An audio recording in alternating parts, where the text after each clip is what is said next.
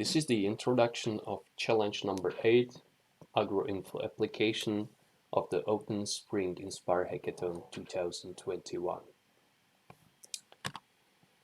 The goal of this challenge was to design an AgroInfo web-based application which should gather information from various sources into an integrated, easy-to-interpret environment.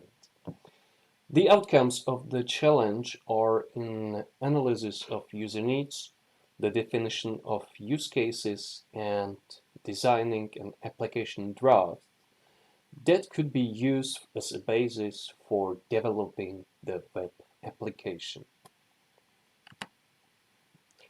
We didn't start from the scratch. We used two applications which were developed for a specific purposes. The first one, the agroclimatic factors calculated from climatic data, is the one on the left side depicted in the figure, and the second is the yield monitor based on the remote sensing data application on the right side of this screen. We took these two applications and a lot of discussions with experts in GIS, in agriculture, with farmers and so on. And we built up a draft or mock-up of the application which integrates these two applications into one web-based, easily reachable application.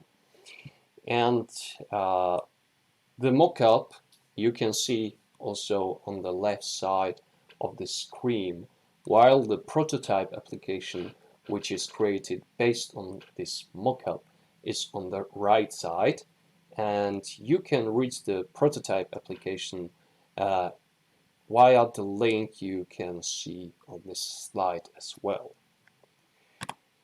And the results of this challenge, the mock-up and the prototype of the application, are described at standalone video shootings, which follow this one.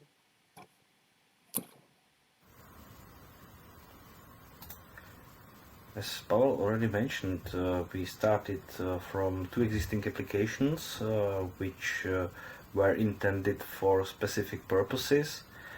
And that's actually a common situation, that you have tailored applications for a specific purpose and you serve them to the farmer, but often the farmer is not happy with that situation because he or she needs some comprehensive application which would cover, if not all, then most of the work in the farm. So we had this as a goal of our challenge, as was already also mentioned, and we saw during, well, let's say hours of discussions that there are three basic levels which we can distinguish. First level is what we would like to do and know before a season starts, or if we want to plan several seasons in a row. Then there is a question when the season runs, when to intervene, when to go to the field, when is it safe, when it's beneficial for the crop, etc. And the third level, we see the in-field variability, the management zones of the field. So if I go with the machinery into the field, then what I can do to be effective. So it means take care of the field, not cause a lot of damage, but put there some fertilizer or whatever it is. So that was basically our start, and we want to develop something which would cover all of these three levels, as I mentioned.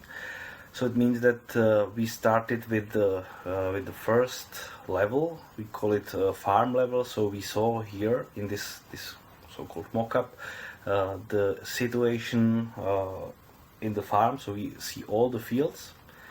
We see some basic climate diagram, also information about how the temperatures during the seasons are, what is the precipitation, and there are some more information about the place.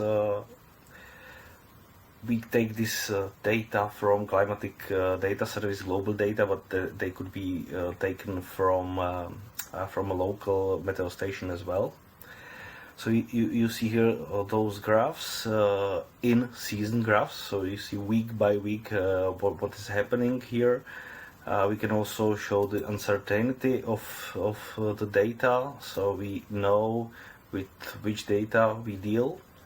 We can also take a look if there is something happening during several years backwards, because the global data allows us to go back to 1982, as you can see. So you can analyze the data in those years if you are interested. And this is the very basic information about the place. Then we go here from the place overview to the crop overview, where we compare a crop which we select and its suitability for the place. So what you can see here, we can select the crop, we can add even our own crop, whatever. And in gray you see the conditions of the place. Always the gray color here in the graph, and there are red, yellow and green colors for the crop, which comes from the model of the crop. And as long as the crop related lines are below what is available in the environment, that's fine, and therefore it is green here. But if we select another crops, maybe this is just the mock-up, so it's not visible here. Maybe it would be changed to red or yellow, whatever. The first the first level here, we end with the mock-up, which shows how we can discuss the sequence of the crops. So we can prepare something which would compare first crop, how it behaves to the place, then we will select another crop, etc. So this is for more than one season planning. To be honest, this is not developed yet, but we continued to the second level, which is the tactic level, the fields. So here what the farmer see is the season started, and you have plenty of your fields, and if you turn the view a bit, you can see, based on some satellite data here, some calculated indexes. It could be NDVI index, it could be moisture index, it could be it could be compared based on pest and disease models as well. And you can see which of the field needs your attention the first. So we would say, from the view we see now, that the more dark fields are more in danger for some reason. So we can first intervene in these fields, and then update the information about the fields, and the next day you can see that another fields needs your attention, etc. You can also look for a specific type of crop. So in this case we work with corn, and we can see that from corn fields, the field which needs the attention the most is this one, for example. And in that case, you will be delivered with an information, detailed information, how it looks like, the situation in the field. And basically, for now we have just a green color here, but we can expect also the in-field variability, so we can see how the indices are changing from from place to place, which could be calculated from the remote sensing data, and that would take us to the operative tab, which is not developed yet, but here we expect that, as I mentioned, applications which are related to management zones, etc. So this was the design of the application, the mockup, and we actually were able to even prepare some very first prototype. So my colleague František Zadražil will present you the contemporary prototype of our application.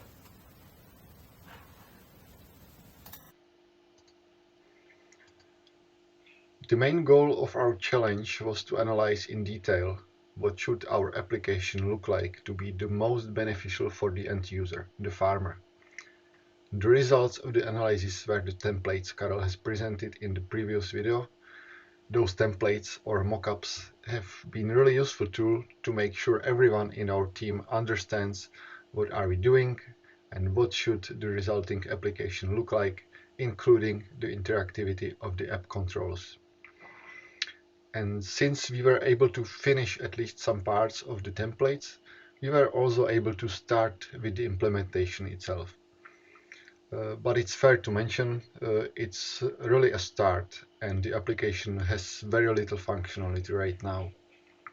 Okay, let's look at it. The application is basically split into two halves, where the left one is meant for general overview with the use of a map. In the top panel you can switch between those three main levels of information, and as you do, the top right panel changes the available tools. Now let me start from the first step, which deals with the overall view of the farm with the connection of agroclimatic data. This section has the most features implemented so far, as its analysis has started the first. So there is this interactive map with layers of the agroclimatic factors,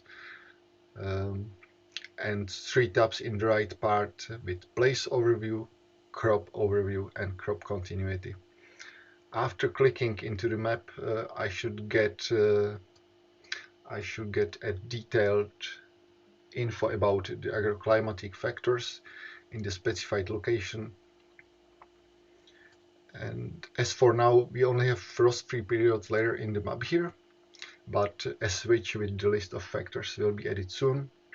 The so-called climate diagram for the location is dynamically displayed at the bottom.